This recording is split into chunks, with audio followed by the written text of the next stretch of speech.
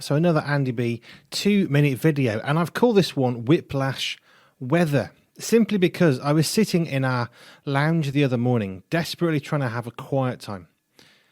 And we've got 2 windows on both sides of the lounge and 2 skylights. And as I looked out the one side of the house, there were lovely sunshine trying to stream through the windows. It was very bright. It looked lovely and warm.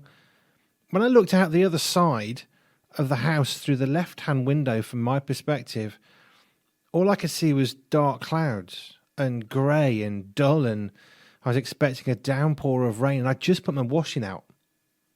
So on the one hand, I've got sunshine and a lovely warm breeze, and on the other side, I've got dull, dark and grey and about to rain. Hence whiplash weather, because I could look from one side to the other, and it was kind of a bit weird. But it got me thinking about our perspectives and where we look, how we look. Are we looking at the situations around us? That morning, I was really determined to have a quiet time with God. I spent 2 hours. There weren't really any interruptions that stopped me. I wasn't all that distracted, but things kept on coming up that I needed to sort out, and my quiet time never really happened. And here's the thing. The Bible doesn't ever tell us to have a quiet time. What it tells us to do is to take regular time out, to listen to God, to be with God, to read scripture, but it doesn't tell us to have a quiet time as such.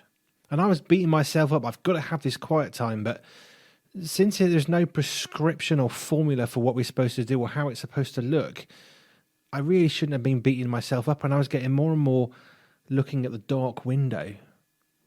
And actually, I got to the end of the day and it struck me how much I'd actually accomplished. I'd done loads of stuff during the day. Done loads of washing and fixing the house we just moved into, and did loads. Really, really productive day. And yet my perspective kept on steering towards the dark clouds and the grey and the dull.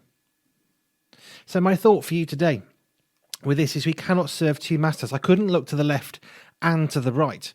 I can only look to the left or the right. I can only look to the dark or the light. I can only look to the devil or to Jesus. I can't serve 2 masters.